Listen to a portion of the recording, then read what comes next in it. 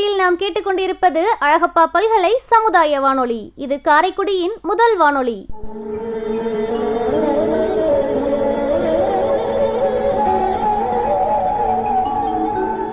கோடி கொடுத்த கொடைஞன் குடியிருந்த வீடும் கொடுத்த விடுச்செல்வன்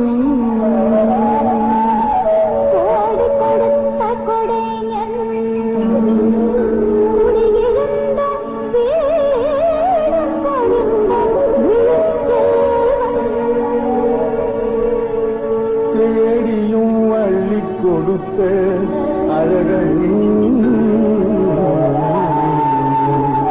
அறிவூட்டும் வெள்ளி விளக்கே விளக்கு. இந்திய அரசு அறிவியல் தொழில்நுட்பத்துறையின் விக்யான் பிரசார் மற்றும் காரைக்குடி அழகப்பா பல்கலைக்கழகம் இணைந்து வழங்கும் அறிவியல் பாலம் புதிய தொடர் நிகழ்ச்சி அனுபவ் திட்டத்தின் பரவலாக்கம். ஆக்கம் ஊக்கம் வழிகாட்டல் டாக்டர் ஆர் ஸ்ரீதர். வடிவமைப்பு செயலாக்கம் காரைக்குடி அழகப்பா பல்கலைக்கழகத்தின் டீன் டாக்டர் KR முருகன்.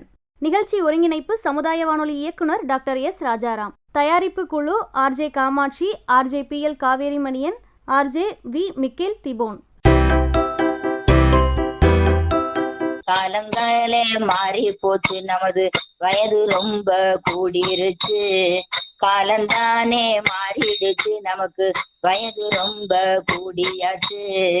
அனுபவங்களை பகிர்ந்திடவே இப்ப உற்சாகமே வந்துருச்சு. அனுபவங்களை பகிர்ந்திடவே நமக்கு உற்சாகமே வந்துருச்சு. எங்களுடைய அனுபவங்கள் உங்கள் பொக்கிஷங்கள் கேட்டுக்குங்க. எங்களோட அனுபவங்கள் உங்கள் பொக்கிஷங்கள் கேட்டுக்குங்க. கேளுங்கள் நீங்க தினந்த இந்த முதியோரின் பேச்சையுமே. கேளுங்கள் நீங்க தினந்த இந்த முதியோரின் பேச்சினையே. வாருங்கள் எல்லோருமே நல்லா கொண்டாடுவோம் வாருங்களே. முதியோரின் காலந்தானே நாம பேசலாமே பயிரலாமே. பேசலாமே பயிரலாமே நல்ல அனுபவம் தானே வந்த. காலம் ரொம்ப மாறி போச்சு, நம்ம வயது ரொம்ப கூடியாச்சு. காலம் ரொம்ப மாறி போச்சு, நமக்கு வயது ரொம்ப கூடியாச்சு. அனுபவங்களை பகிர்ந்திடவே இப்ப உற்சாகமே உண்டாச்சு. அனுபவங்களை பகிர்ந்திடவே நமக்கு உற்சாகமே உண்டாச்சு. தானே நாளே லாலிலாலோ போடு லாலிலாலோ லாலாலோ லாலிலாலோ லாலிலாலோ லாலிலாலோ போடு லாலிலாலோ லாலாலிலோ லாலிலாலோ லாலிலாலோ போடு லாலிலேலோ லாலிலேலோ. அறிவியல், ஆரோக்கியம் மற்றும் அன்றாட வாழ்வில் அனைத்து விஷயங்களையும் மூத்த குடிமக்களுக்கான இந்த அனுபவ நிகழ்ச்சியில் கேட்டு ரசிப்போம் வாருங்கள். இந்த பாடலை பாடியவர் நாட்டுப்புற பாடகி திருமதி தமயந்தி சண்முகம் அம்மா அவர்கள்.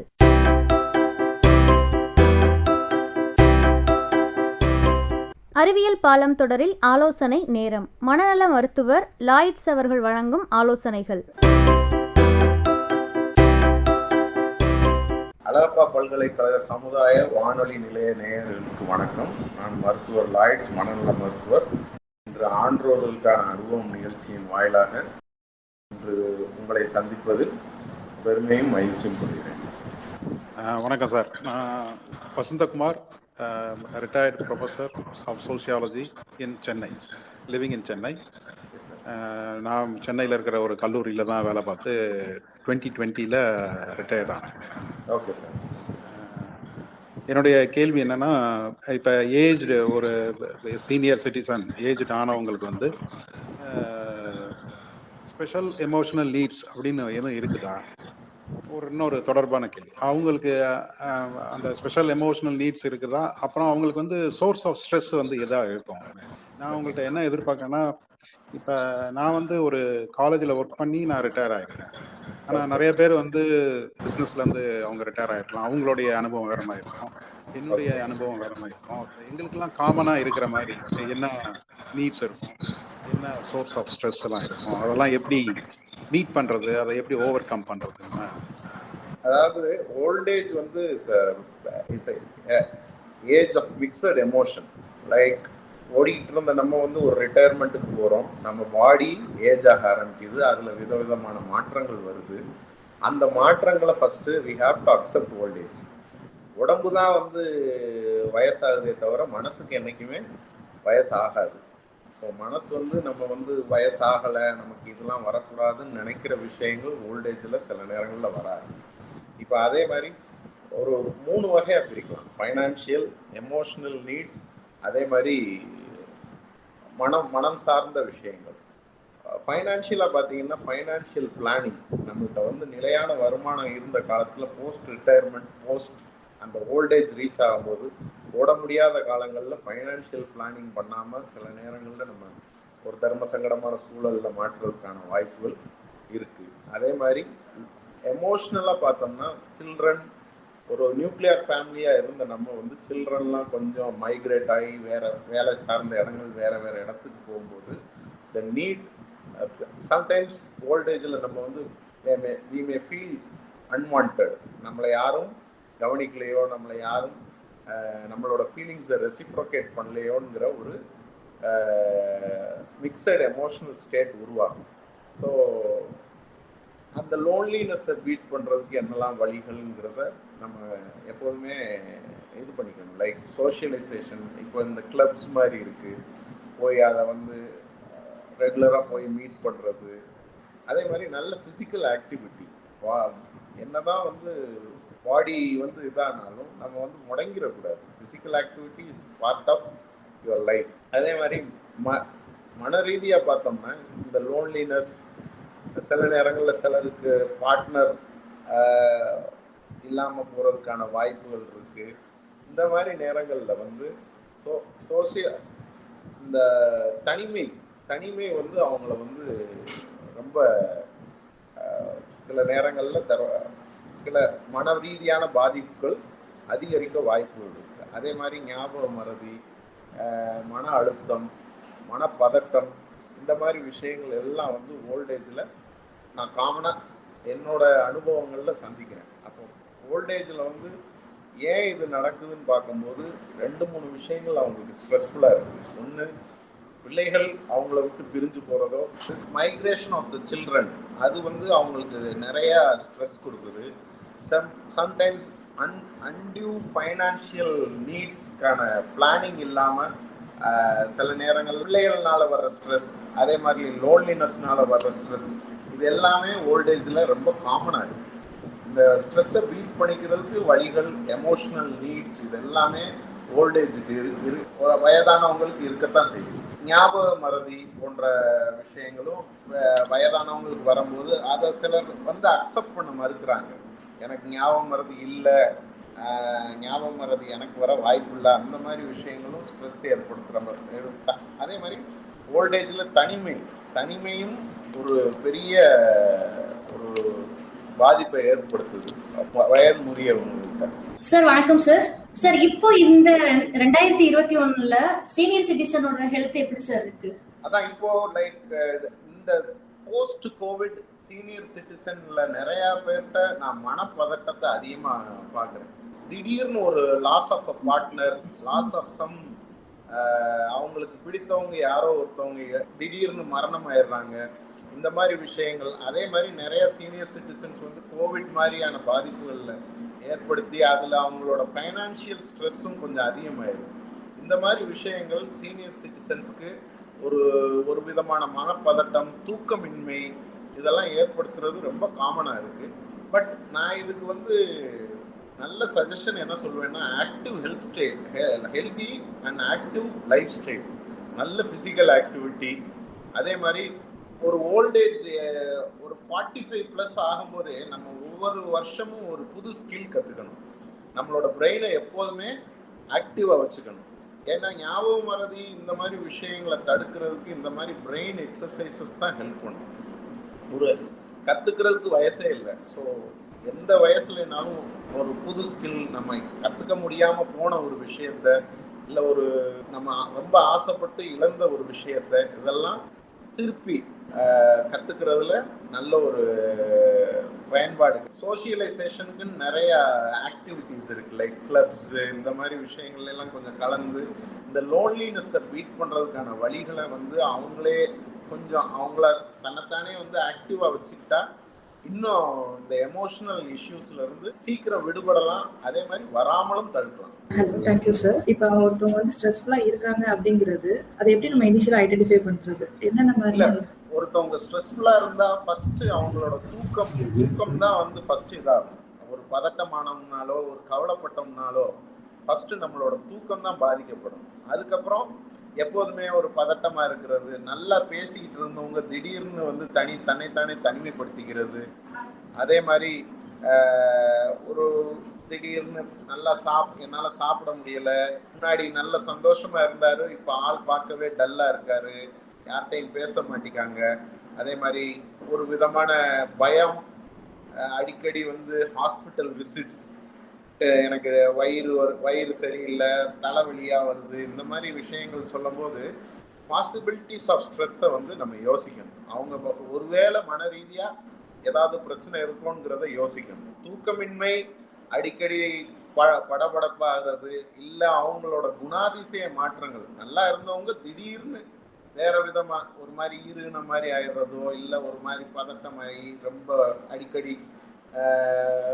அழுகிறது, இந்த மாதிரி விஷயங்கள் இருக்கும்போது அதை வந்து நம்ம மன ரீதியான பாதிப்பா எடுத்துக்கணும். சார், வயசானவங்களுக்கு வந்து தூக்கமின்மை சொல்லுவாங்கல்ல சார்? ஆமா. சோ அப்போ அவங்களுக்கு வந்து வித்தவுட் மெடிசன்ஸ் வந்து இல்லாம நம்ம வந்து எந்த மாதிரி சார் நம்ம ரெக்கமெண்ட் பண்ணலாம்? அதாவது வயசானவங்கள்ல இன்வேரியபிளி வந்து சிலருக்கு வந்து pressure and hyper tension and diabetes வந்து கொஞ்சம் காமனா இருக்கு. ஒரு 40% பேருக்குன்னு வச்சுக்கோங்களேன்.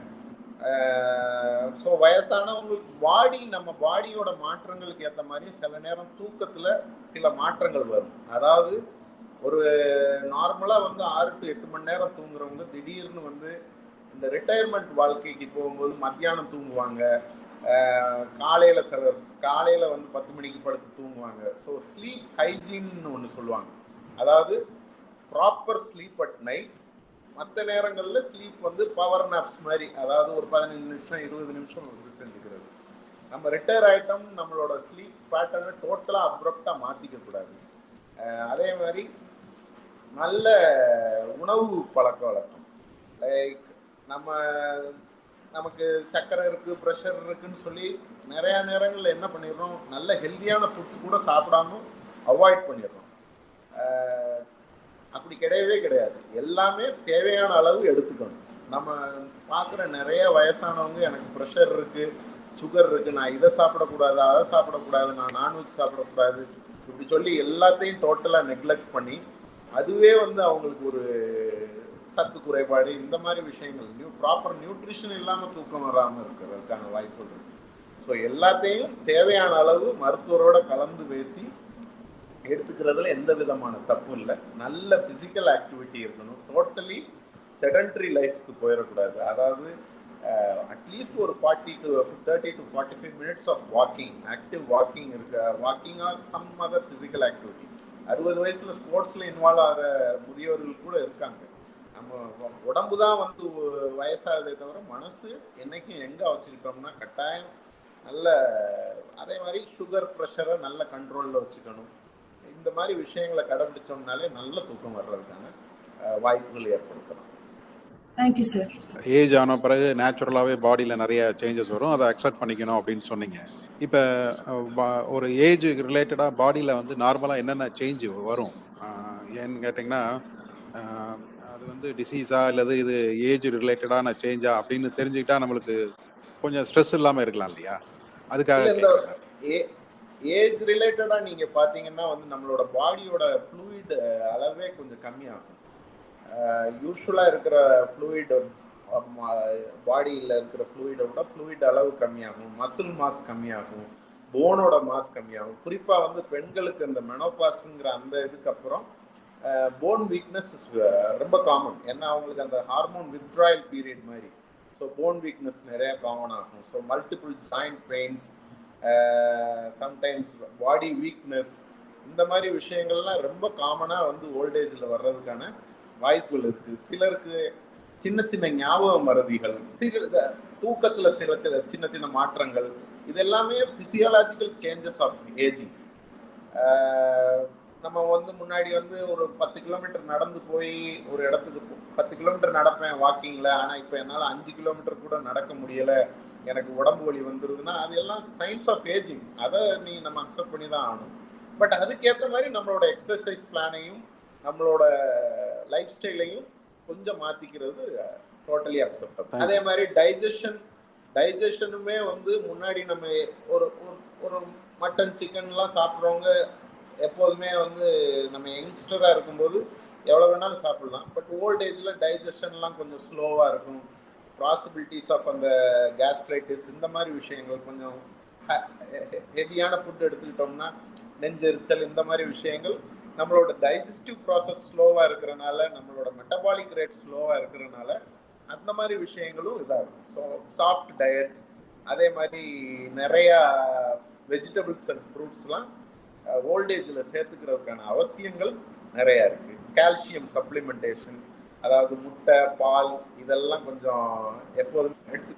சார், ஏஜ் ஆகுறதே வந்து என்னன்னு கேட்டீங்கன்னா, நம்மளெல்லாம் வந்து ஒதுக்கி வைக்கிற மாதிரி ஒரு ஃபீல் இருக்கு. அவங்க நார்மலா பேசினா கூட நமக்கு வந்து இப்போ ஃபார் எக்ஸாம்பிள் டெசிஷன் மேக்கிங்ல எல்லாம் வந்து, ஏன்னா நமக்கு எக்கனாமிக்கலி நமக்கு ஒன்றும் இல்லாதனால நம்மளை ஒருவேளை அதனால நம்மகிட்ட கேட்க மாட்டேங்கிறாங்களோ அப்படின்னு பாத்தீங்கன்னா, நம்ம சொல்றதை லிசன் பண்றதுக்கான இன்னைக்குள்ள ஜென்ரேஷனை அது வயசானதை போய் என்னதை கேட்க சொல்றீங்க அப்படின்ட்டு கேட்கவும் மாட்டாங்க, அவங்களா பேசிட்டு இருப்பாங்க. ஸோ அந்த ஒரு உணர்வை வந்து அது எப்படி sir, how to tackle that issue sir? இல்ல, இது கம்யூனிகேஷன் தான் சார், லேக் ஆஃப் கம்யூனிகேஷன். நம்ம நிறைய நேரங்கள்ல வந்து நம்ம mind tends to perceive things wrongly. நம்மள்ட்ட ரெஸ்பெக்டோட சொல்ல மாட்டிக்காங்களோன்னு நம்மளா வந்து நினைச்சுக்கிறது தான். ஸோ கம்யூனிகேஷனை வந்து கிளியரா வச்சுக்கணும். சம் லாங் டிஸ்டன்ஸ் ரிலேஷன்ஷிப் இருக்குது. இப்போ நிறைய நம்ம பார்த்தோம்னா வந்து வீட்டில் அப்பா அம்மா இருப்பாங்க, பசங்க எல்லாம் வெவ்வேறு ஊரில் இருப்பாங்க. ஸோ அந்த daily communication, face to face கம்யூனிகேஷன்லாம் இல்லாமல் போகிறதுக்கான வாய்ப்புகள் இருக்குது. அதெல்லாம் கிளாரிட்டியாக பேசி, எப்போதும் அவங்கள்ட்ட பேசி அவங்களுக்கு என்ன குறைகள் இருக்குது, நம்ம சார்பாக என்ன தேவைகள் இருக்குங்கிறத வந்து அது ஃபேமிலி எத்திக்ஸாக வச்சுக்கிறது பெட்டர்.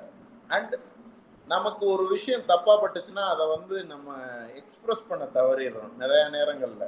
அதை டைரக்டா சம்பந்தப்பட்டவங்கள்ட்ட எக்ஸ்பிரஸ் பண்ணாலே பாதி விஷயங்கள் சரியாயிடும் சார். அது மாதிரி இன்னொரு இஷ்யூ என்னன்னு கேட்டீங்கன்னா, இன்னைக்கு உள்ள யங் ஜென்ரேஷன் பாத்தீங்கன்னா, இந்த ஓல்டேஜ் பீப்புள்கிட்ட ஈவன் பேர குழந்தைகள் எல்லாம் கொஞ்சறது கூட பெர்மிட்லாம் பண்றது இல்லை. ஏன்னா இவங்களுக்கு வந்து எப்படின்னா, நம்ம பேர குழந்தைகள்னு ஒரு ஆசை இருக்கும். பட் ஆனா இவங்க இன்ஃபெக்ஷன் ஆகும், இல்லை அவங்களுக்குலாம் அப்படி இருக்கு அப்படிங்கலாம் சொல்றப்போ ஃபீல் ஆகுது. ஸோ அந்த மாதிரி இப்போ நம்ம இவங்களுக்கு சென்சிடைஸ் பண்றதா இல்லை நம்ம காம்ப்ரமைஸ் ஆகிக்கிறதா அப்படிங்கிறது கேள்வி சார். இல்ல, ஐடியாலஜி கிளாஸ்ங்கிறது இந்த டிஃப்ரெண்ட் ஏஜ் குரூப்ஸ்ல வரத்தான் செய்யும். Okay, someone has to compromise. அது நீங்க தான் நான் தான்ங்கிற ஸ்ட்ரிக்டான ஈகோ இல்லாம, ஓகே, அந்த ஸ்ட்ரிக்டான நான் தான் விட்டு கொடுக்கணும், அவங்க தான் விட்டு கொடுக்கணுங்கிற ஸ்ட்ரிக்டான எந்த ஒரு டிக்டமோ ரூலோ கிடையவே கிடையாது.